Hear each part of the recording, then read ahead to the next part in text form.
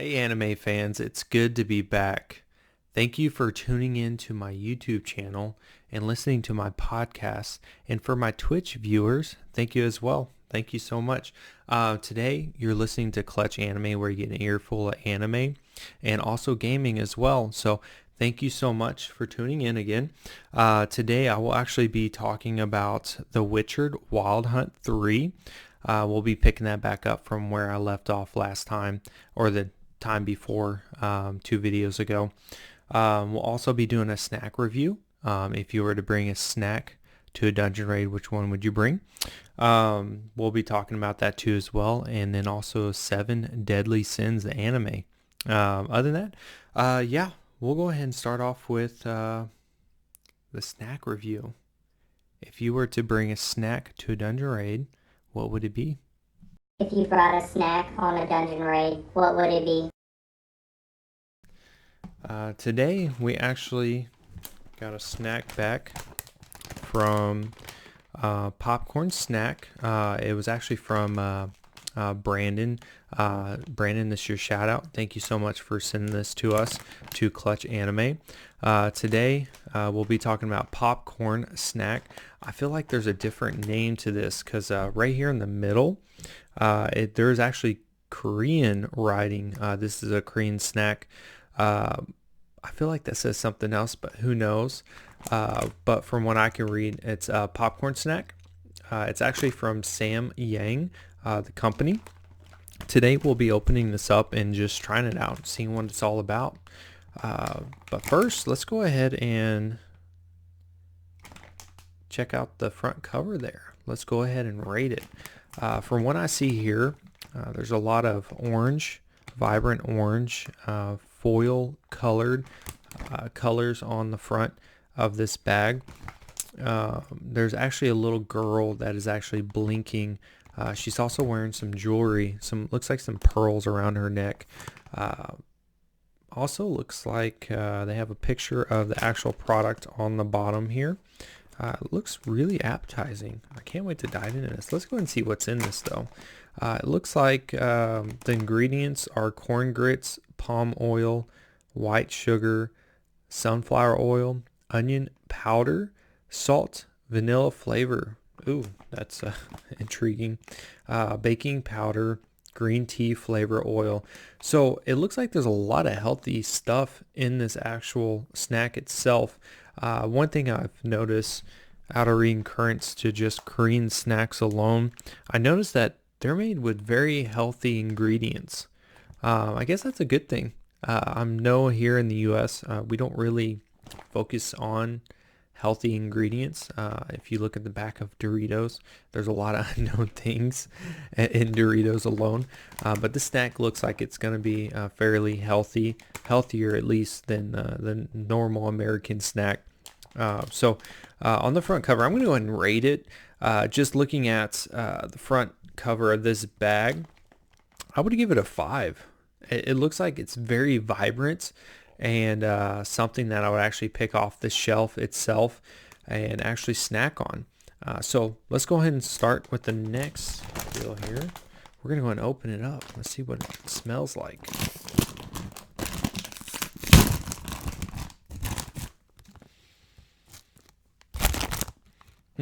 Yeah, I could definitely smell the vanilla and the kind of the corn smell to it.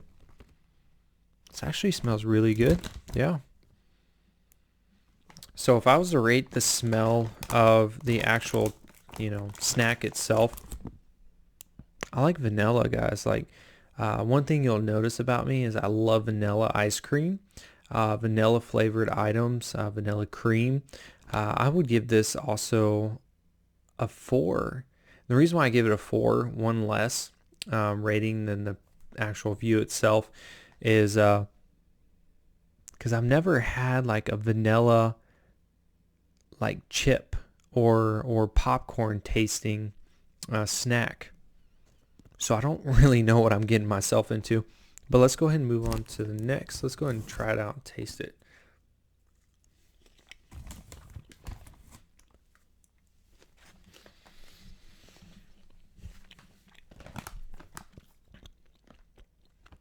You know what? I can taste the hint of the actual vanilla itself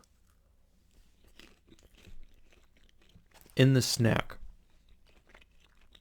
It's very light though. And it's very, it tastes like a, how do I explain it? Like a sponge. It's not really, would say it's not very distinctive in taste. I feel like I am eating popcorn, but a different version of popcorn. It's not where you have the actual, kernel itself in the middle. It's very soft. It's it kind of dissolves in your mouth right away. Honestly, taste isn't that good, guys.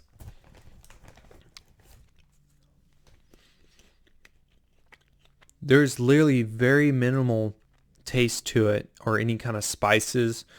I would say I don't taste the onion powder, the salt at all. It's not salty at all from the ingredients and what it says it has. Baking powder, very odd. I've never heard of baking powder being in a snack or a green tea flavor oil. Tastes very healthy though as well. But I wouldn't eat this. Honestly, flavor, if I was to rate it, is a 2. It's sad to say because I had very high hopes for it. Just by the visual look of the snack itself and the smell. I smell a little bit of vanilla. So I was kind of going into it having a strong vanilla taste to it. Fortunately, it's just not there. There's very minimal taste to it or flavoring at all. And when I look into a chip, there's going to be a lot of flavoring into it just to keep me eating it. I would take a couple bites. Honestly, I'd probably give this to my daughter. I'm not going to finish this up. I hate to say that about the snack. Brandon, thank you again for sending this out. But unfortunately, this is not a snack I would bring on an actual dungeon raid. I would leave it behind. Sorry, buddy. Thank you again so much for sending this out. And yeah, we're going to go ahead and talk about The Witcher. Toss a coin to the Witcher. Oh, Valley of Plenty. Oh, Valley of Plenty. Sorry for my singing skills there. Not very good. So The Witcher Wild Hunt 3. So I got to sink in a little bit more on this game itself. And I think the time before on the second video that I made, I talked a little bit about the beginning and what I thought about it. But this time I got to dive in, I would say at least 5 more hours of gameplay itself. Honestly, this game is really good. Guys, if you were to pick up an open world game and you just wanted to go ham on some monsters and some quests, go out and buy this. I think it's like $30 right now. I can definitely see why they won over 800 awards just for this game alone. It's got a lot of Skyrim graphics to it. I feel like, I think it came out in 2015, right around that time. But the graphics alone, had me thinking, wow, I thought this came out a lot more recent. I actually thought this came out in 2018. That tells you that I did my homework. But anyways, yeah, this is a phenomenal game. I just know the quest, the depth in the quest and dialogue alone is definitely really good to pick up. This game alone looks like there was a lot of man hours put into it, just in building your own character as well. You kind of build, the equipment that he carries, the clothes that he wears. Well, it all depends on, the equipment that you do pick up, the ingredients, the materials that you acquire during your quest or your adventure through this open world where you're battling these monsters. The really cool thing is every monster that you do battle, they drop items. I believe depending on the difficulty level of each monster also depends on the kind of items that they do drop. But you do get coin which is pretty cool for going out and tackling some of these creatures or monsters that are out there as a Witcher. So you do get coin as a Witcher. And when you go out there, you destroy them, you get your acquired items, and you bring back either the head or something to show that you actually defeated these creatures.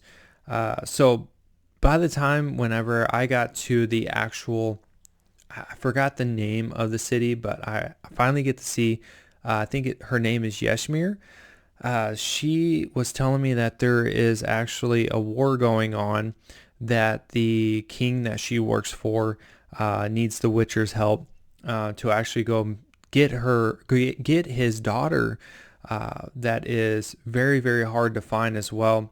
I believe it's actually the lady that the Witcher was actually training with at the very beginning of the game, and she becomes very powerful, and she's out there doing things where they try to find her. Well, she's very hard to find, which I can kind of understand. The Witcher probably trained her very well to become undetectable. So this is actually a really good game to pick up. This will engulf you in hours of gaming, and there's always something different to find later on down the road in this game itself. So definitely pick it up. It's definitely worth the $30 right now. It's been out many years. You wouldn't even notice that it's been out many years. That's how good it is.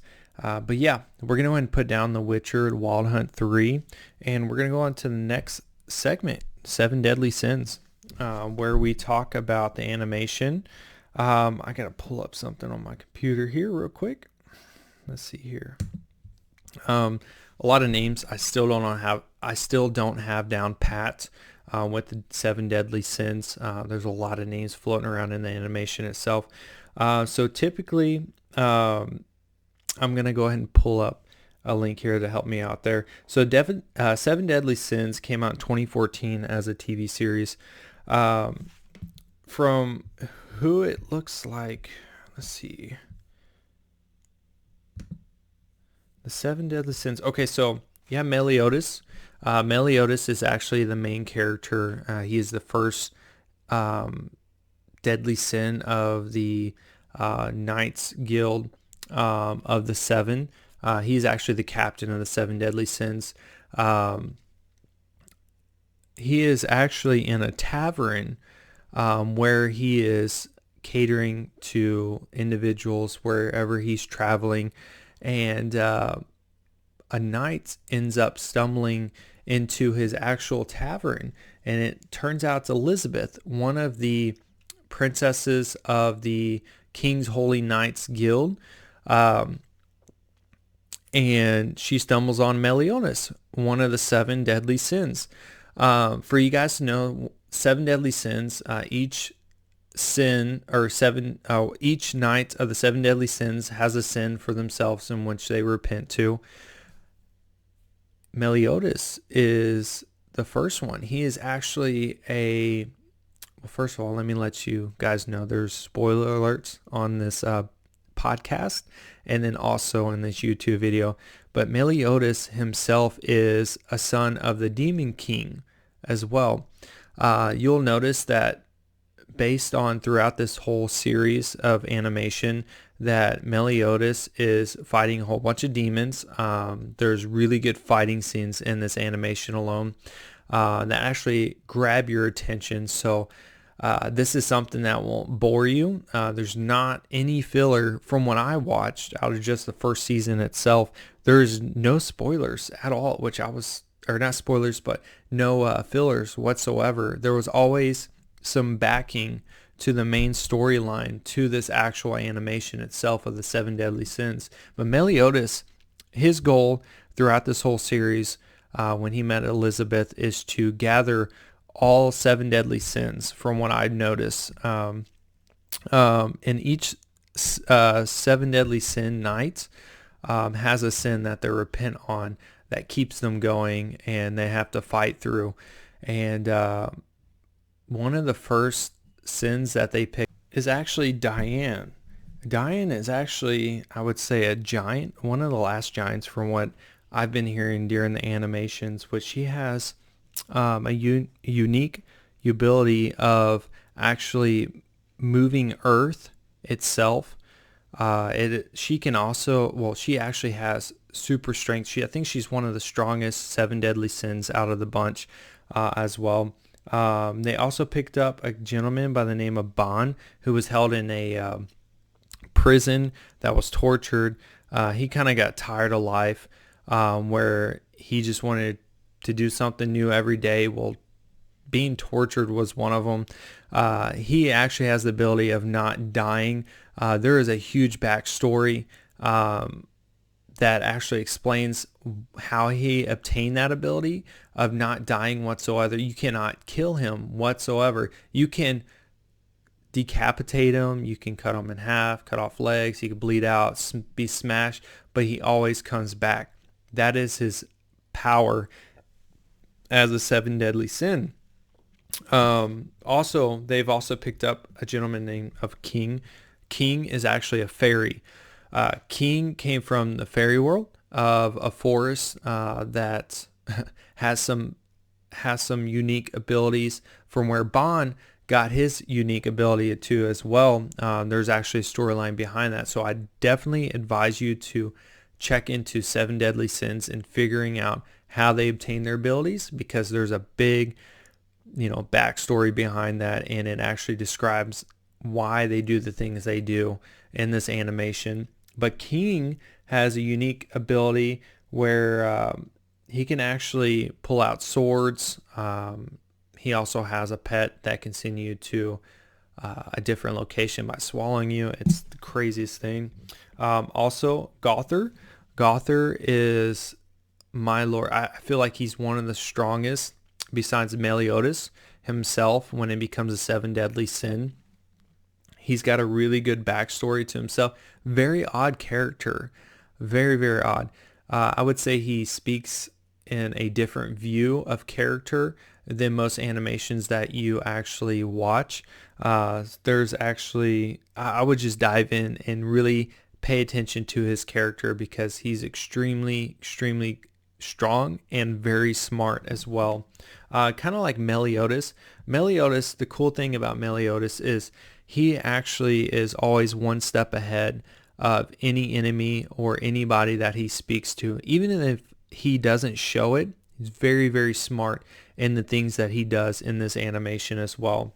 From there, I would say out of the first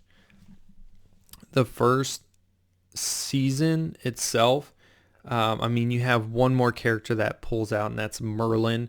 Of course, you can only guess what she does. With her name, it kind of, spoils that. She can produce magic. She is one of the most powerful magic welders there in the animation so far. And she kind of comes in at the end as one of the seven deadly sins that they find.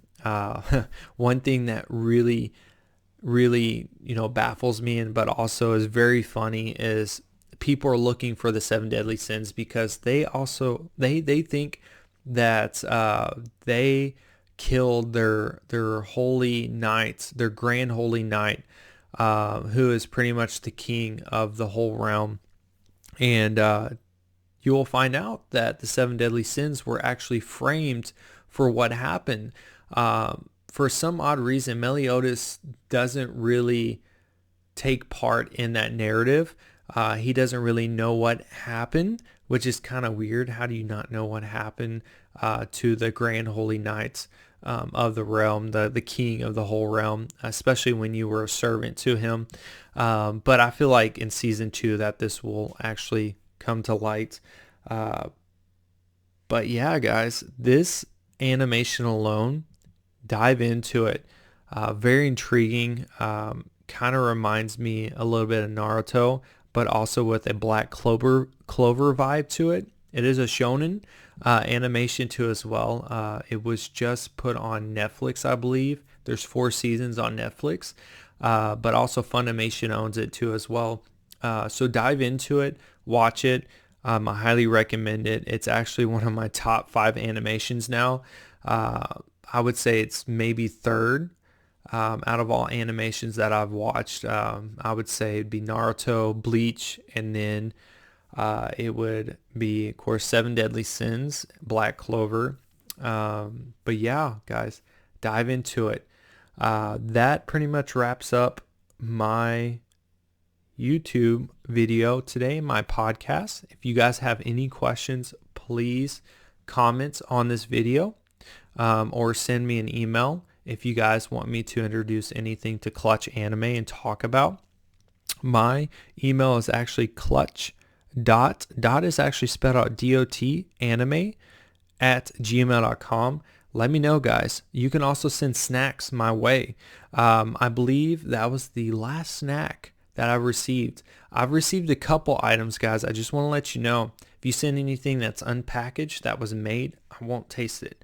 Hopefully you respect that. It has to be a packaged snack, just like I reviewed today. But you can send that to me my way. My last video, you'll notice that my address is on that video in the description. That's how you're going to send snacks to me, guys, if you want me to try it out. If you want me to, advertise and let them know, hey, this is what is out there, go ahead and send it my way. I'm more than happy to try it out for you guys, talk about it. But there's also any animations that you want me to talk about or try, let me know, send it my way. I'd be very much thankful for it. Other than that wraps up Clutch Anime. Subscribe, guys. Subscribe, and like my channel. Yeah, thank you so much. Have a blessed day. Bye-bye.